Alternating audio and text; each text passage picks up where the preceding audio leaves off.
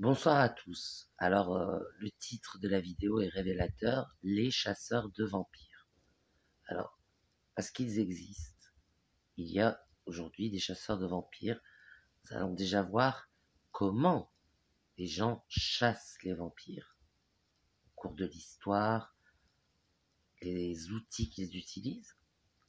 Et ensuite, on va voir qui sont ces personnes et que peuvent-elles faire aussi dans la vie réelle. Alors déjà, les outils, éviter tout ce qui est croix, eau bénite, ail, parce que c'est pas du fantastique, c'est des vampires, c'est des personnes comme tout le monde qui peuvent manger de l'ail, qui peuvent porter une croix, aller à l'église et puis prendre de l'eau bénite avec eux sans être brûlés. Le soleil, effectivement, il risque de brûler la peau. Je peux même vous montrer en image ce que les boutons de chaleur m'ont fait à la peau. Je sais pas si on voit bien sur la vidéo, mais oui, c'est des rougeurs, oui, c'est des brûlures qu'a provoqué le soleil. Effectivement, le soleil peut être une arme contre le vampire, mais c'est pas, je veux dire, ça veut pas dire qu'un vampire ne sort jamais le jour. Faut être logique. On va pas cramer au soleil comme dans Buffy contre les vampires. On va juste être plus sensible, plus photosensible qu'un être humain normal. Ensuite, j'ai dit qu'on verrait qui sont ces personnes.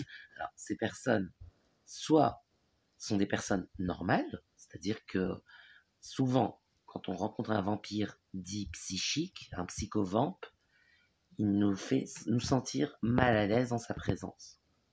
Je parle des vampires psychiques, je ne parle pas des vampires qui ont un corps de gloire.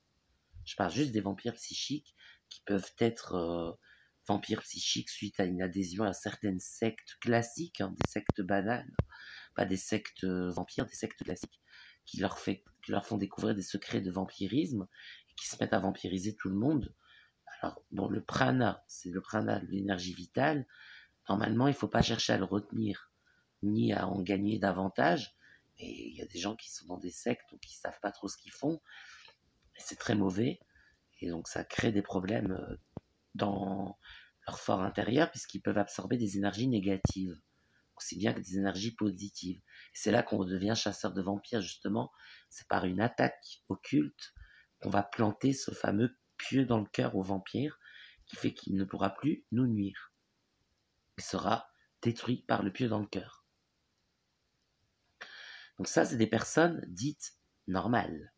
Maintenant, les vampires qui ont un corps de gloire, qui ont des facultés de régénération inhabituelles, qui sont photosensibles, qui ont des facultés psychiques et mentales extra-normales, etc., ceux-là peuvent être pourchassés par plutôt des entités occultes, en fait, des groupes obscurs qui se mettent à chasser le vampire, un peu comme dans Buffy contre les vampires, en quelque sorte. Ceux-là, par contre, risquent des problèmes avec la loi.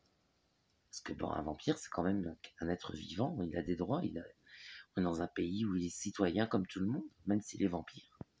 Et donc, du coup, les tuer, c'est interdit par la loi, comme tuer un être humain, c'est pareil. Donc, je veux dire, le fait qu'il soit vampirisé par une force obscure ne fait pas de lui quelqu'un qui n'a pas les droits de l'homme. Non, non, il a des droits comme tout le monde. Donc, du coup, ces personnes-là sont aussi dans des sectes, effectivement. Là, c'est pas le vampire qui est dans une secte, c'est plutôt le chasseur de vampires qui est plutôt dans une secte et qui se met à chasser des vampires pour de vrai, les pourchasser, les poursuivre, dans l'espoir de débarrasser le monde de la population vampire. Et donc, malheureusement, pour ces chasseurs de vampires, les vampires ont une meilleure technologie que les humains. Voilà. Donc cette guerre entre vampires et êtres humains, les humains la perdent. Les humains la perdent, puisque cette guerre se passe déjà loin dans les étoiles. C'est une guerre de Star Wars, vraiment. C'est une guerre technologique. Donc c'est l'appât du gain qui attire les gens qui attire les gens vers le combat. Euh, et malheureusement, les humains perdent cette guerre. Donc, chasseurs de vampires, c'est-à-dire perdants, malheureusement. Aujourd'hui, c'est la réalité. Et donc, du coup, ne vous essayez pas à cette aventure diabolique. Parce que vous serez perdant et surtout risquerez d'avoir des problèmes.